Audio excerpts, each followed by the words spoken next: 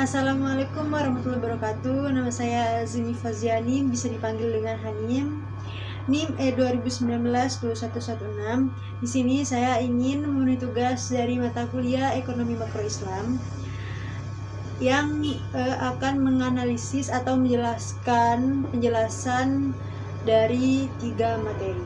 Materi yang pertama adalah saya ingin menjelaskan tentang inflasi dalam perspektif ekonomi konvensional dan inflasi menurut perspektif ekonomi Islam.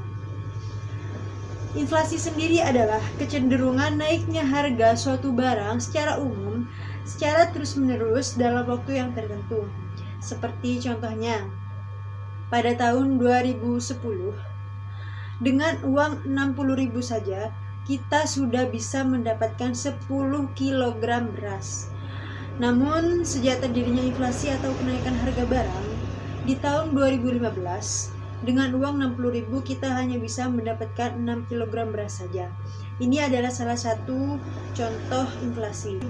Selanjutnya saya akan menjelaskan tentang macam-macam inflasi menurut konvensional.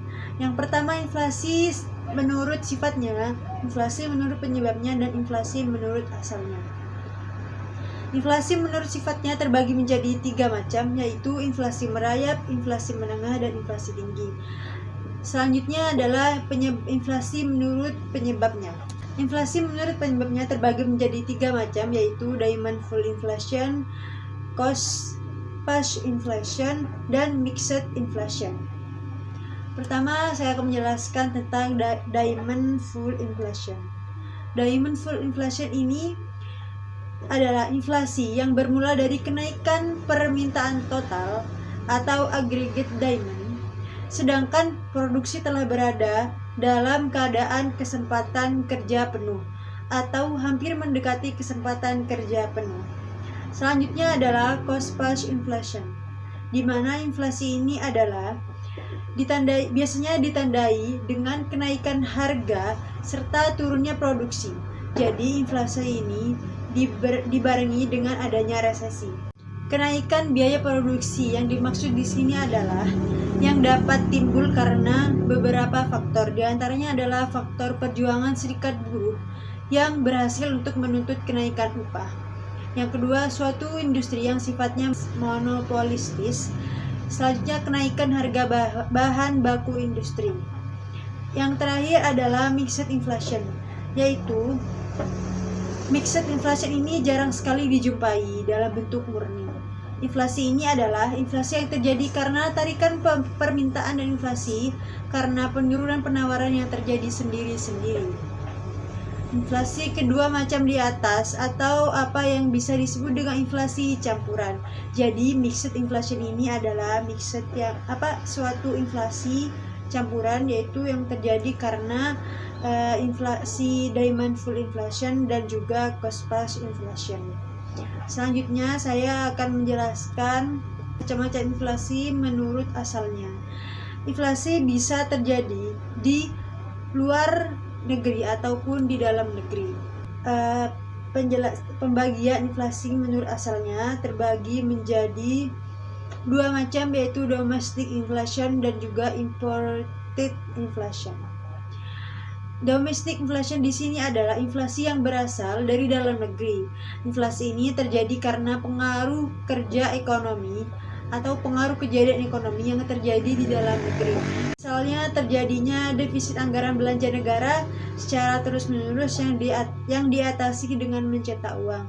Jadi inflasi itu kan suatu kenaikan harga barang yang terus-menerus. Seperti itu. Makanya terjadinya defisit anggaran belanja negara secara terus-menerus itu adalah salah satu contoh permasalahan inflasi di dalam negeri.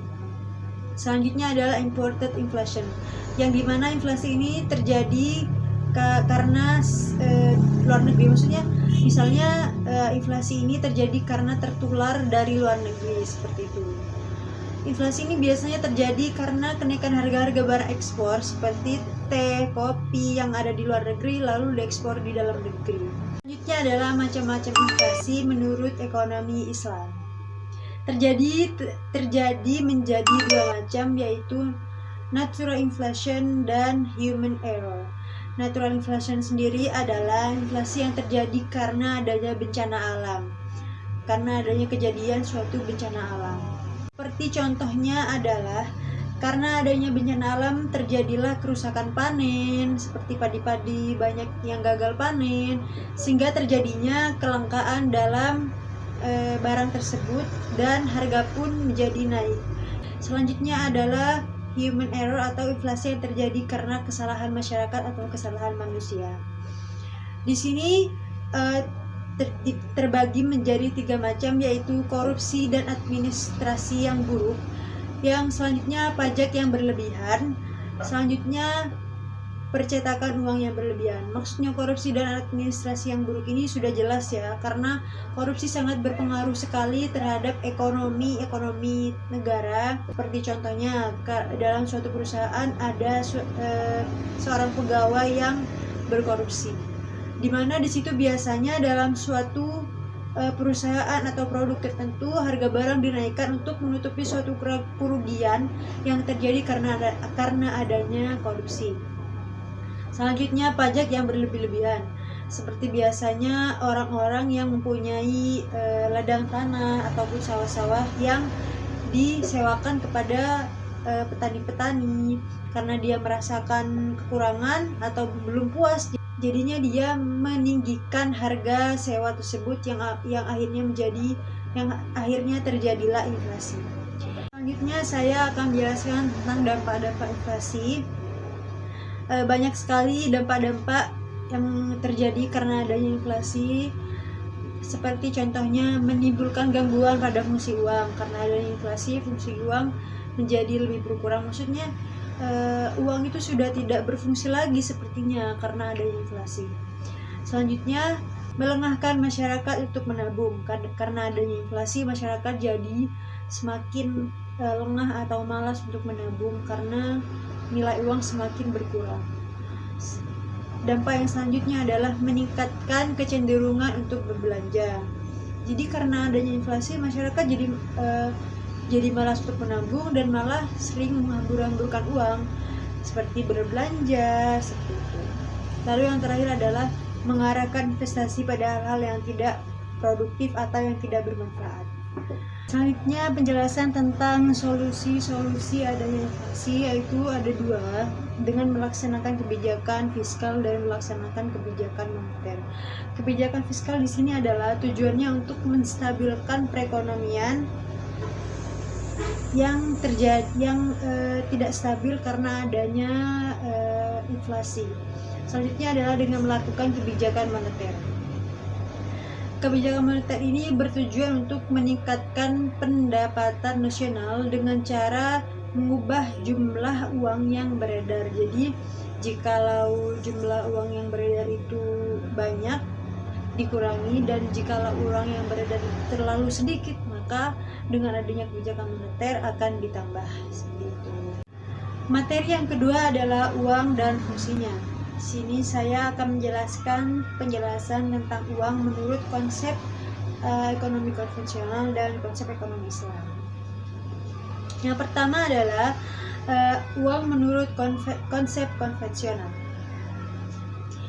Uang menurut konsep konvensional diartikan secara interchangeability, yaitu adalah bolak-balik, yaitu uang sebagai alat tukar dan uang sebagai kapital.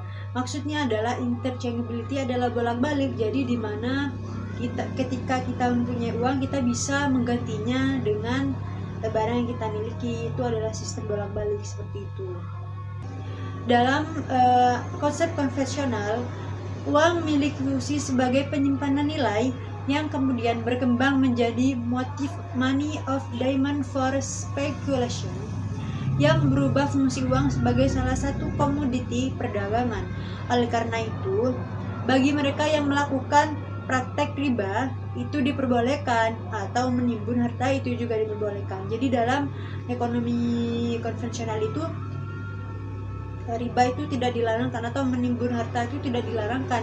Semua cara untuk melakukan kegiatan ekonomi itu dihalalkan dalam ekonomi konvensional, tapi berbeda dengan ekonomi dengan uang menurut ekonomi Islam. Dalam ekonomi Islam, secara etimologi uang berasal dari kata al-naqdu, yaitu berarti baik dari dirham, menggenggam dirham, membedakan dirham.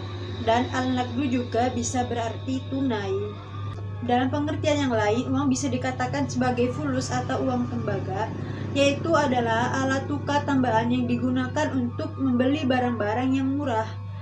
Jadi ketika tidak dibutuhkan, tidak usah dibeli, seperti itu maksudnya. Sedangkan uang menurut fuqaha tidak terbatas pada emas dan perak yang dicetak, tapi mencakup seluruh jenisnya, dinar, dirham, dan fulus. Jadi maksudnya adalah dalam ekonomi Islam itu uang terbagi menjadi 3, yaitu dinar, dirham, dan fulus. Fulus itu seperti uang kertas-kertas seperti biasanya, seperti itu. Sedangkan dinar dan dirham bisa terbuat dari perak dan emas. Dan sedangkan yang kita tahu, fungsi utama uang adalah sebagai alat tukar menukar yang dapat digunakan untuk mempermudah pertukaran, sebagai alat penyimpan atau penimbun kekayaan, dapat dalam bentuk uang ataupun barang. Jadi maksudnya adalah yang kita ketahui, yang banyak kita ketahui adalah uang sebagai alat tukar menukar. Seperti contohnya kita ingin membeli sesuatu barang yang kita butuhkan atau yang kita inginkan, kita bisa menukarkan uang yang kita punya dengan barang yang kita inginkan. Bahasan yang selanjutnya adalah jenis-jenis uang menurut ekonomi konvensional, terdiri menjadi 3 macam, yaitu jenis uang menurut pembuatannya, yaitu adalah uang logam dan uang kertas. Uang logam seperti emas dan perak yang bisa disebut dengan dinar dan dirham, ya, dan uang kertas seperti rupiah atau dolar dan sebagainya, seperti uang kita 10.000, seperti itu bisa dikatakan dengan uang kertas. Lalu yang kedua adalah jenis uang menurut lembaga yang mengeluarkan. Jenis uang menurut lembaga yang mengeluarkan terbagi menjadi 2, yaitu uang kartal dan uang giral. Jadi uang kartal adalah alat bayar sah yang digunakan sehari-hari. Jadi maksudnya adalah uang yang seperti biasa yang kita pakai, yaitu adalah alat bayar untuk digunakan sehari-hari seperti uang biasanya. Yang selanjutnya adalah uang giral, yaitu uang yang dikeluarkan oleh bank seperti cek, seperti itu. Jadi uang giral adalah uang yang sudah dicetak oleh bank seperti cek, ATM, seperti itu, yang dimana di sana sudah tertera nilai uang yang kita inginkan atau kita butuhkan, seperti itu. Yang terakhir adalah uang menurut nilainya terbagi menjadi 2 macam juga, yaitu uang penuh dan uang tanda. Uang penuh adalah nilai dengan barangnya sama. Jadi yang dimaksud uang penuh adalah nilai dan barangnya itu sama. Jadi maksudnya ketika kita mempunyai uang 10.000 misalnya, terus kita ingin beli bakso yang harganya 10.000, itu bisa dinamakan dengan uang dengan barangnya, nilai uang dengan barangnya itu sama. Lalu adalah uang tanda, seperti uang yang kita miliki saat ini, misalnya 10.000. Lah, di uang 10.000 tersebut sudah ada tulisannya bahwa uang itu adalah 10.000, seperti itu. Jadi sudah ada tandanya bahwa uang itu 10.000, 100.000, 20.000 dan sebagainya. Itu adalah uang tanda. Selanjutnya adalah saya ingin menjelaskan tentang fungsi uang menurut asli uang dan fungsi uang menurut turunan uang. Yang pertama adalah fungsi asli uang adalah sebagai alat tukar. Selanjutnya adalah sebagai satuan hitung. Jadi maksudnya satuan hitung adalah, kalau untuk tukar menukar sudah jelas ya, sebelumnya saya sudah menjelaskan tentang fungsi tukar menukar. Seperti contohnya kita memiliki uang dan kita bisa menukarkan uang yang kita punya dengan barang yang kita inginkan atau yang kita butuhkan. Selanjutnya adalah uang asli, yaitu uang sebagai satuan hitung. Maksudnya di sini adalah dengan adanya uang, orang bisa menghitung kekayaan kita. Jadi adalah fungsi asli uang sebagai alat penyimpan nilai atau valuta. Seperti kita menyimpan uang transaksi, kemudian kita bisa memakai transaksi untuk di kemudian hari, seperti itu. Selanjutnya adalah fungsi turunan uang. Ada 5 macam, yaitu sebagai alat pembayaran transaksi yang sah, dan sebagai alat pembayaran utang, sebagai alat penimbun kekayaan, sebagai alat pemindah kekayaan, dan sebagai alat pendorong kegiatan ekonomi. Jadi maksudnya sebagai alat menimbun kekayaan ini seperti riba. Dalam ekonomi konvensional riba itu tidak dilarang ya, karena ekonomi konvensional ini tidak berlandaskan tentang ajaran-ajaran Islam. Semua cara yang bisa kita lakukan untuk menjalankan ekonomi semuanya dihalalkan dalam ekonomi konvensional. Sedangkan dalam ekonomi Islam penimbun harta atau riba ini tidak diperbolehkan, dilarang oleh Allah, dan itu sudah jelas sekali di dalam Al-Quran sudah tertera seperti itu. Selanjutnya fungsi ekonomi menurut ekonomi Islam yaitu sebagai alat tukar menukar, sebagai alat hitung, dan sebagai alat menyimpan kekayaan. Sama sebenarnya, cuma di sini tidak ada fungsi uang untuk atau sebagai alat penimbun harta, karena di dalam ekonomi Islam sudah jelas sekali bahwasannya menimbun harta atau riba itu sangat dilarang, atau lebih jelasnya adalah haram. Fungsi uang juga bisa digunakan untuk sodako, untuk berkurban, dan menyantuni anak yatim, dan itu sudah jelas sekali bahwasannya dalam Islam sodako, berkurban, dan menyantuni anak yatim itu adalah hal yang dianjurkan atau disunahkan ya, dan itu adalah salah satu fungsi uang menurut ekonomi Islam. Seperti itu. Terakhir saya akan menjelaskan tentang perbedaan antara konsep uang menurut ekonomi Islam dan ekonomi konvensional. Dalam konsep Islam, uang tidak identik dengan modal, sedangkan dalam konsep konvensional, uang seringkali diidentikan dengan modal. Jadi dalam ekonomi Islam itu modal itu tidak hanya uang ya, tapi kita dalam melakukan suatu usaha kita tidak hanya membutuhkan uang, tapi juga membutuhkan segala usaha yang baik seperti itu. Tapi di dalam ekonomi konvensional, uang ini sangat diidentikan dengan modal. Jadi di mana ada uang, kita bisa melakukan suatu usaha seperti itu maksudnya. Di mana tidak ada uang atau tidak ada modal, maka tidak bisa melakukan usaha. Materi ketiga, saya akan menjelaskan tentang kebijakan moneter. Sebelumnya saya sudah menjelaskan tentang kebijakan moneter. Kebijakan moneter adalah salah satu kebijakan yang dapat dilakukan ketika terjadinya suatu permasalahan ekonomi seperti inflasi. Pengertian kebijakan ekonomi sendiri adalah seperangkat kebijakan ekonomi yang dibuat untuk mengatur ukuran serta tingkat pertumbuhan pasokan uang dalam perekonomian negara. Seperti contohnya kebijakan moneter adalah Bank Indonesia meningkatkan intensitas investasi di pasar uang. Itu adalah salah satu usaha Bank Indonesia untuk memulihkan perekonomian negara Indonesia seperti itu. Selanjutnya saya akan menjelaskan jenis-jenis kebijakan moneter. Yang pertama adalah kebijakan moneter ekspansif dan kebijakan moneter kontraktif. Yang pertama adalah kebijakan moneter ekspansif atau disebut juga dengan monetary expansive policy. Adalah kebijakan yang diambil untuk meningkatkan jumlah uang yang beredar, dan tujuannya di sini biasanya adalah untuk mengatasi pengangguran dan meningkatkan daya beli masyarakat.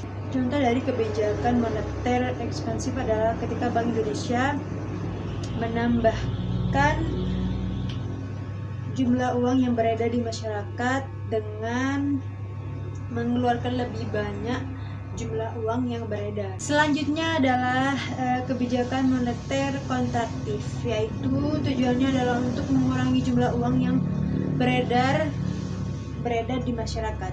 Kebijakan ini biasanya dilakukan saat negara sedang mengalami inflasi. Kebijakan ini juga disebut dengan kebijakan uang ketat. Jadi biasanya kebijakan ini bertujuan agar supaya untuk mengurangi jumlah uang yang beredar di masyarakat karena adanya inflasi. Contohnya adalah kebijakan yang dikeluarkan oleh Bank Indonesia untuk menambah atau mengurangi jumlah uang yang berada di masyarakat dengan cara menaikkan atau menurunkan suku bank dan yang bertujuan agar supaya masyarakat menabung uangnya di bank kembali.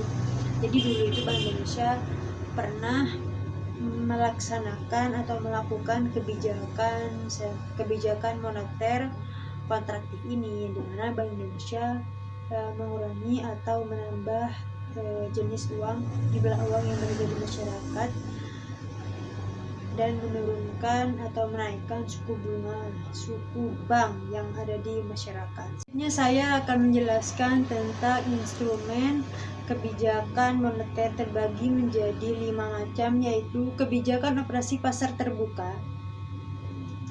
Selanjutnya adalah kebijakan diskonto, kebijakan cadangan kas, kebijakan kredit ketat, dan kebijakan dorongan moral. Kebijakan operasi pasar terbuka adalah salah satu kebijakan yang diambil bank sentral untuk mengurangi atau menambah jumlah uang yang beredar.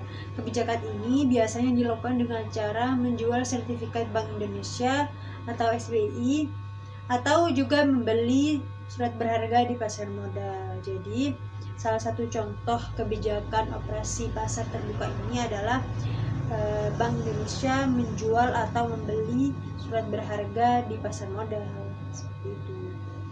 Selanjutnya adalah kebijakan diskonto.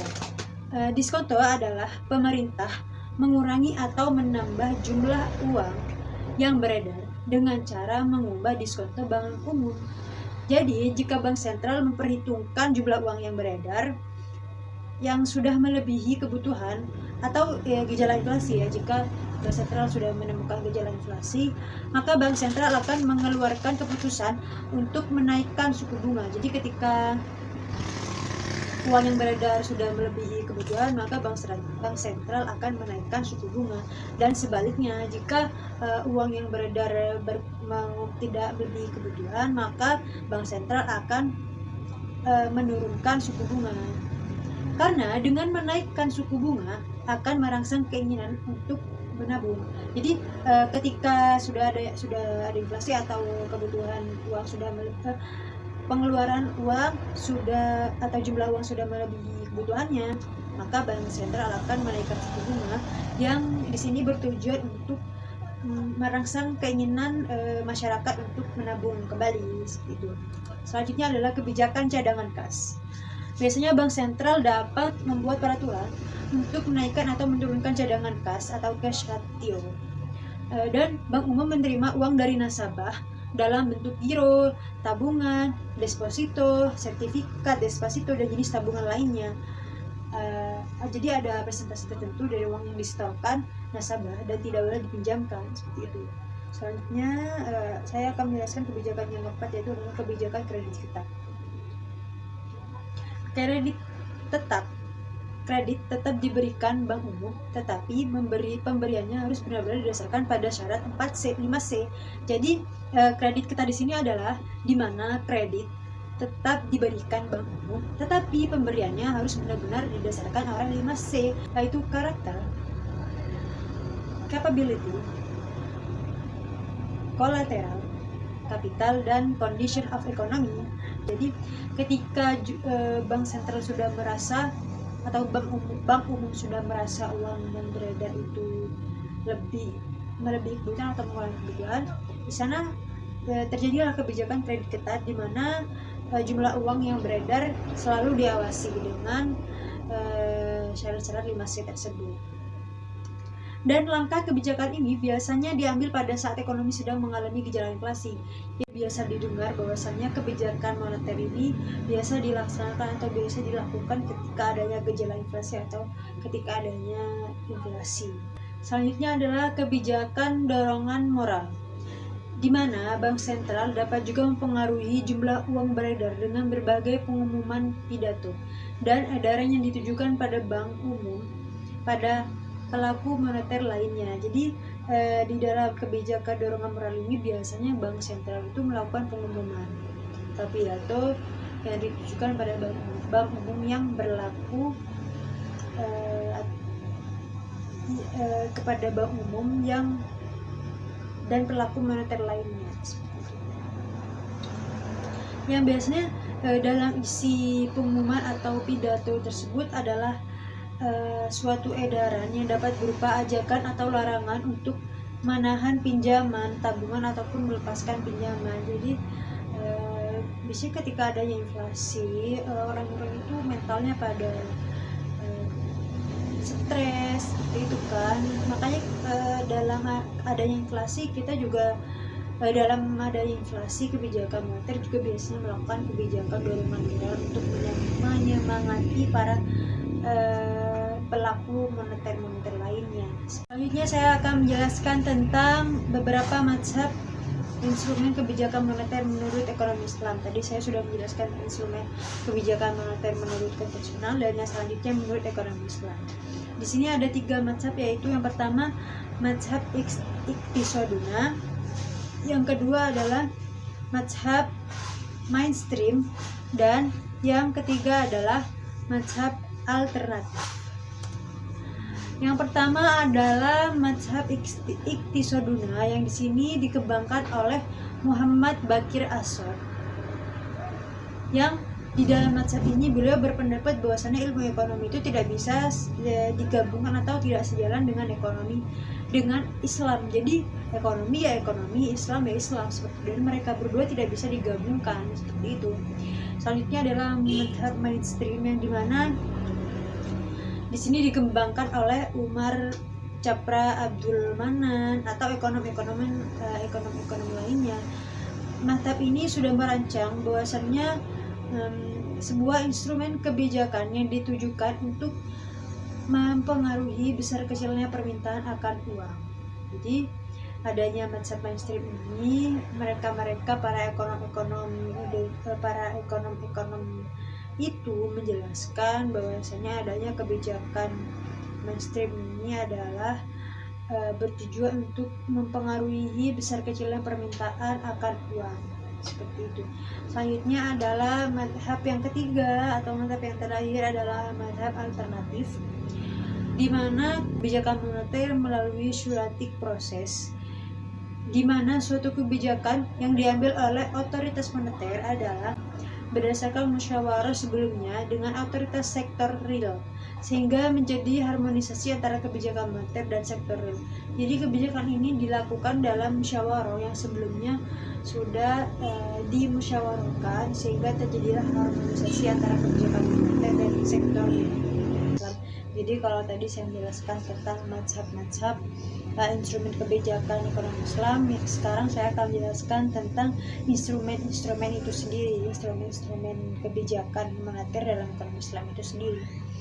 Yaitu ada 7 macam. Yang pertama adalah nisbatul ikhtiyati, yang dimana di sini adalah pemerintah melakukan langkah-langkah strategis dalam persentase uang cadangan yang ada di bank. Jadi di sini ada nisbatul ikhtiyati, ini adalah usaha pemerintah untuk persentase uang cadangan yang ada di dalam bank. Selanjutnya adalah ikna al-maknawi, yang dimana ini adalah dorongan moral bagi masyarakat ekonomi agar mengurangi nasabahnya. Selanjutnya nisbatul iqrad, yaitu adalah memberikan qurtul hasan, yaitu uang bebas bagi hasil yang semakin dipertinggi, artinya memberikan pinjaman tanpa nasabah. Jadi instrumen kebijakan nisbatul iqrad ini adalah bertujuan untuk agar supaya siapapun yang memberi pinjaman itu bisa memberikan pinjaman tanpa adanya suatu nasabah. Kebijakan yang selanjutnya adalah i'adatul sanada, di mana pemerintah melakukan pembelian surat berharga. Jadi kebijakan ini dilakukan dengan cara melakukan pembelian atau membeli surat berharga Bank Indonesia. Selanjutnya adalah as-suk al-islamiyah atau suku Islami, yang dimana di sini atau Islamic sukuk, yang dimana di sini adalah pemerintah menjual surat berharga, mengembangkan dengan sesuai akad Islam. Jadi kalau ini ada tulisan ini adalah pemerintah memberi surat berharga, sedangkan di Islamic sukuk ini atau yang bisa disebut dengan al-asur al-islamnya, pemerintah menjual surat berharga. Yang keenam adalah al-istismar al-hukumi, dan yang terakhir adalah i'adatul tasdiq. Jadi itu saja penjelasan dari saya. Jika ada kekurangan atau kesalahan dalam penjelasan saya mohon maaf, karena saya juga adalah manusia biasa, yang dimana di sini saya hanya ingin memenuhi tugas dari mata kuliah makroekonomi Islam atau ekonomi makro Islam. Jadi itu saja dari saya. Wassalamualaikum warahmatullahi wabarakatuh.